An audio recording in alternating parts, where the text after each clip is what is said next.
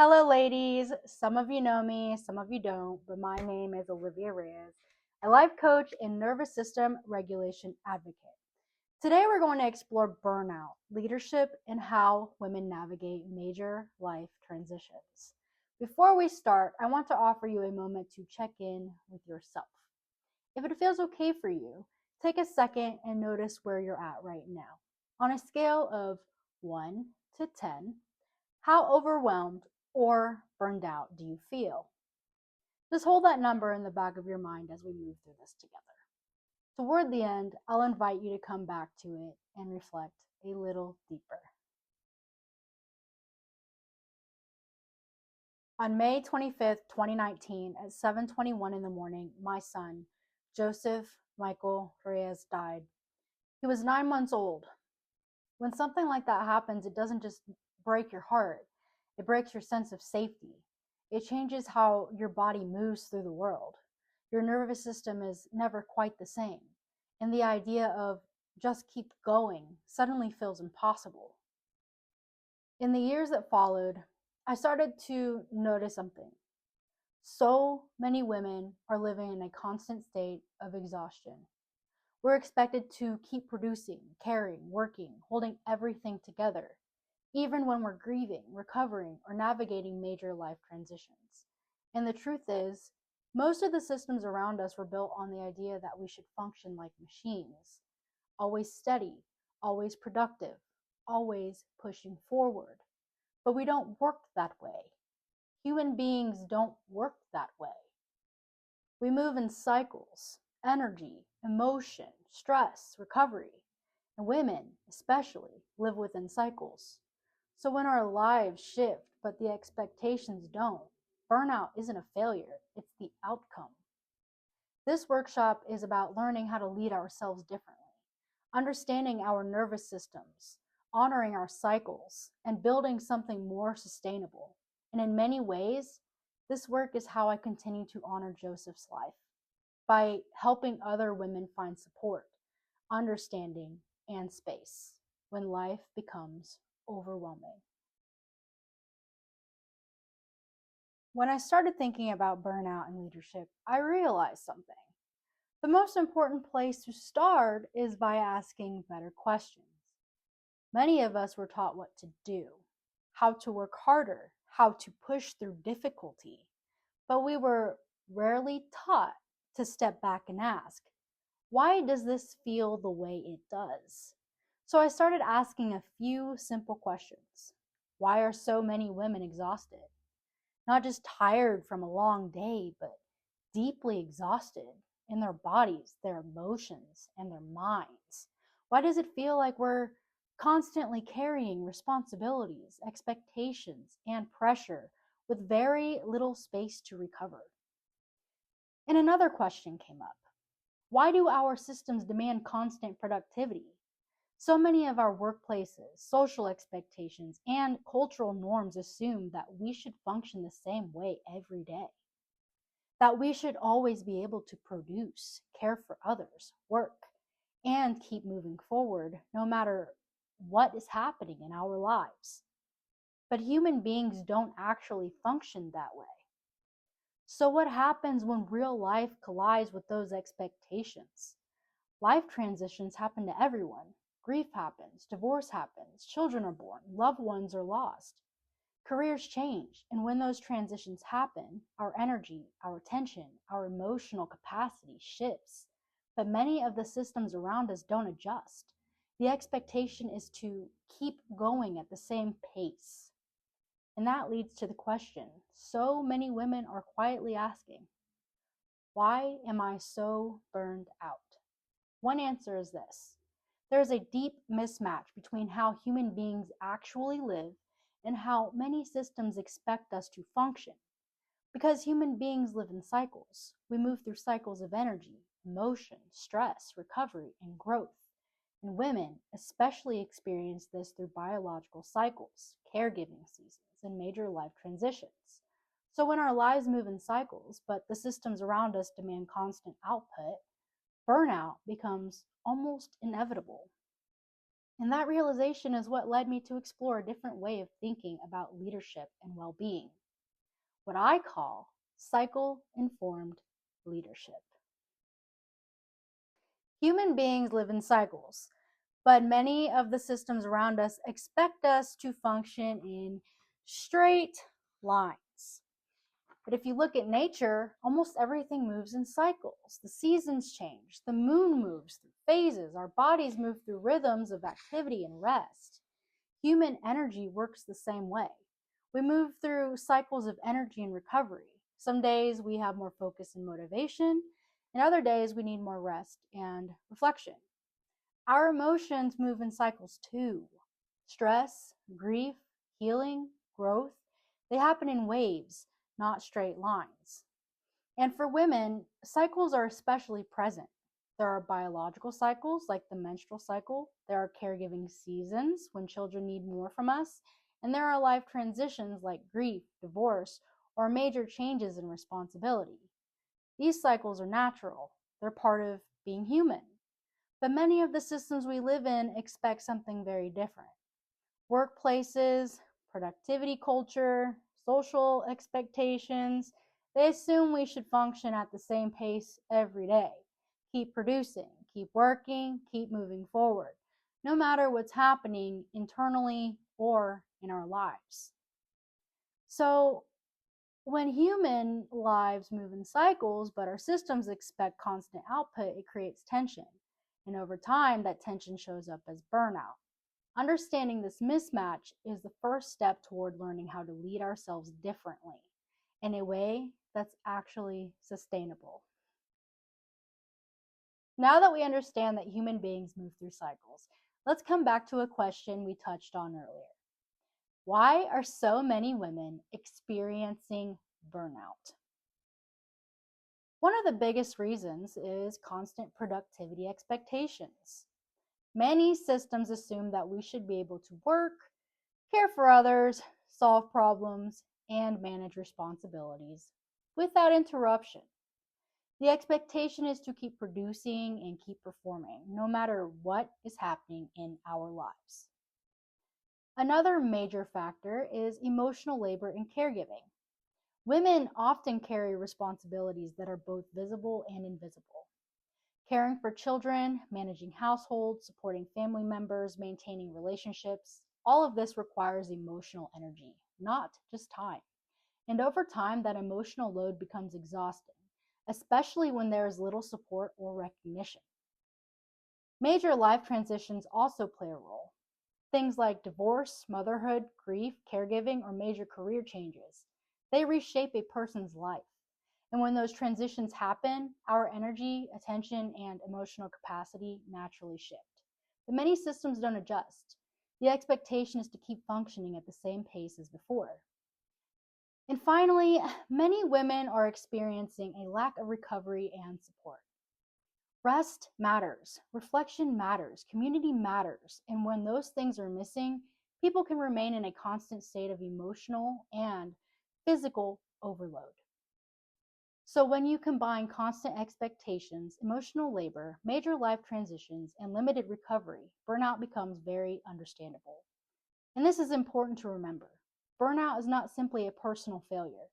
It is often the result of systems that do not account for the realities of human life. As we've been talking about burnout, it's important to recognize how it actually shows up in everyday life. Because burnout isn't always dramatic or obvious. In many cases, it builds slowly over time, as stress and responsibility accumulate without enough recovery.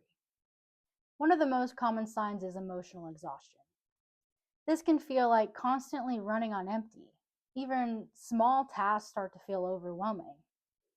And the energy it takes to care for others or manage responsibilities just isn't there in the same way. Another sign is decision fatigue. When you're carrying a lot, you're making hundreds of decisions every day. And over time, that mental load builds until even simple choices start to feel difficult. Burnout can also show up as feeling stuck or unmotivated. Things that used to feel meaningful or even exciting can start to feel heavy or draining. And that doesn't mean you've lost your drive. It often means your system has been under too much pressure for too long. Another common experience is losing clarity. You might start to question who you are, what you want, or what direction you're even supposed to be moving in, especially during major life transitions. And recognizing these signs is important because burnout is not a personal weakness. It's often a signal that your body and mind need recovery, support, and a different way of navigating what you're going through. Another important part of understanding burnout is recognizing the role of major life transitions. Life isn't static. Over time, we move through different seasons that reshape our responsibilities, our identities, and our priorities. For many women, those transitions include things like divorce, motherhood, loss, caregiving, or major changes in career or financial responsibility. And each of these transitions asks something different of us. They require us to adjust, to rebuild, to reorient parts of our lives. Because during these times, we're not just managing daily responsibilities, we're also navigating emotional and psychological change. But many of the systems around us don't account for that. The expectation is often to keep functioning at the same pace and at the same level of productivity as before. So when someone is moving through a major life transition, but still expected to perform the same way, that pressure builds quickly. And over time, that pressure can lead directly to burnout. And understanding this is important because it reminds us that change is not the problem. Change is a natural part of being human. The real issue is expecting ourselves to function the same way in every season of life. And this is where we begin to shift from pushing through to learning how to lead ourselves differently depending on the season we're in. All right, up to this point, we've talked about burnout, life transitions, and the mismatch between how human beings actually function and what many systems expect from us. And that realization led me to explore a different way of thinking about leadership, what I call cycle-informed leadership. At its core, this idea is simple. Human beings move through cycles of energy and recovery. There are times when we feel focused, motivated, and ready to take on new challenges. And there are times when our bodies and minds need rest, reflection, or healing. Instead of expecting constant productivity, cycle-informed leadership recognizes that both activity and recovery are necessary for long-term well-being. It also asks us to rethink what leadership actually means. Leadership isn't just about leading teams, organizations, or movements. It can also be something deeply personal. Leadership can mean learning how to lead your own life, understanding your energy, recognizing when you need support, making decisions that align with your values and your well-being. And during major life transitions, this kind of self-leadership becomes essential because instead of forcing ourselves to meet expectations that no longer fit our circumstances, we can begin asking a different question. How can I move through this season in a way that actually respects my capacity? Cycle-informed leadership isn't about doing less, and it's not about giving up on growth. It's about creating a sustainable way to move forward through every season of life. Now that we've introduced the idea of cycle-informed leadership, the next question becomes, what does this actually look like in everyday life? One important part of sustainable leadership is pacing your energy. Instead of expecting yourself to operate at full capacity all the time, you begin paying attention to your natural rhythms.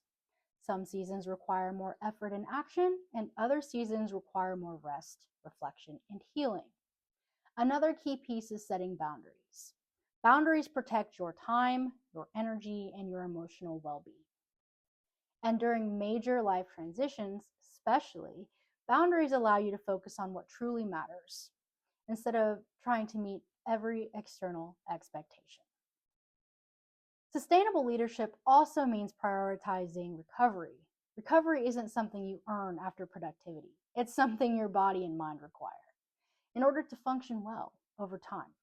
Without recovery, stress continues to build and burnout becomes more likely. And finally, it means redefining success because success doesn't look like the same in every season of life. What success looks like during a time of growth may be very different from what it looks like during a time of grief, caregiving, or transition. And when we allow our expectations to shift, we create space to move through change with more clarity, more compassion, and more sustainability. Another important part of this work is recognizing the role of community. Because one of the patterns I've seen is that many women are navigating burnout alone. Support systems are often fragmented or they don't fully reflect the realities of what women are carrying. So, as part of this workshop, I explored what it might look like to create something simple but intentional.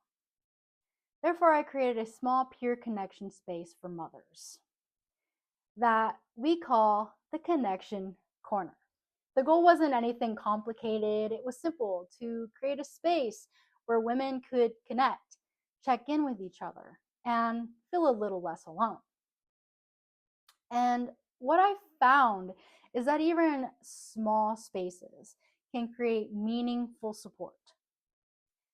It didn't require anything large or formal, just consistency, honesty, and a willingness to show up. And in many ways, this is also an example of what leadership can look like. Not always something big or visible, but creating spaces where people feel supported as they move through different seasons of life. At this point, I want to invite you to pause for a moment and check back in with yourself. Earlier, I asked you to notice where you were on a scale from 1 to 10. If it feels okay, just take a second now and see if something has shifted. One of the most powerful tools we have is learning how to ask better questions. Because when we're overwhelmed, we often ask ourselves things like, what's wrong with me?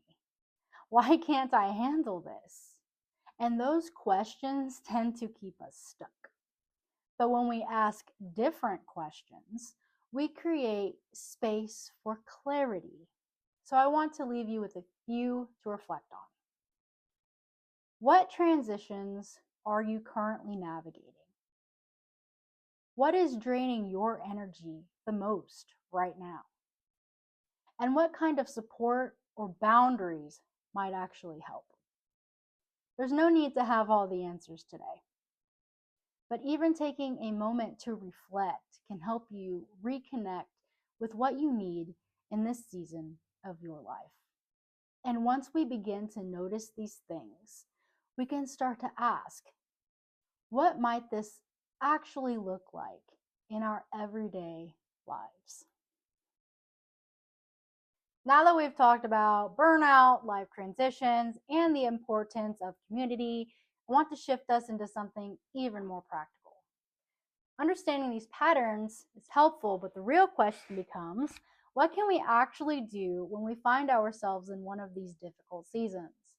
So I want to walk you through a few simple tools that can help bring awareness, clarity, and support when life starts to feel overwhelming. The first tool is recognizing burnout early. Burnout doesn't usually happen overnight. It builds slowly over time as stress and responsibilities pile up without enough recovery.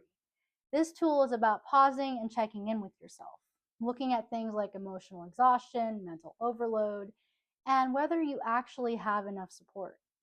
Sometimes just recognizing where you are is the first step toward change. The second tool is simplifying decision making. When we're burned out, even small decisions can feel overwhelming. This tool helps slow things down and break decisions into smaller pieces so you can focus on what actually aligns with your values, your energy, and your well being. The third tool is creating recovery space. A lot of people wait until they're completely exhausted to rest, but our nervous systems need regular moments of rest. This tool helps you find small pockets of time for recovery, whether that's quiet time, movement, breathing, or simply removing one pressure from your day. The fourth tool is building supportive relationships. Life transitions can feel really isolating. And when we're overwhelmed, it's easy to believe we have to carry everything alone. This tool helps you look at the support you already have and consider how to strengthen those connections or build new ones. Because community doesn't have to be big to be meaningful. And finally, there's understanding your energy cycles. Human energy isn't constant. Women especially experience natural shifts in energy, focus, and emotional sensitivity, but most systems expect us to perform the same every day. This tool helps you check in with where your energy actually is so you can make more compassionate decisions about pacing, expectations, and recovery. All of these tools support the same idea. Navigating life transitions becomes easier when we increase awareness, simplify our decisions, create space for recovery, and build support around us. They don't remove life's challenges, but they help us move through them with more clarity and support. Before we move into the final idea, I want to pause for a moment and I want to bring this back to you. Because it's one thing to understand these ideas, but it's another to actually apply them. So just take a second and check in with yourself. What season are you in right now?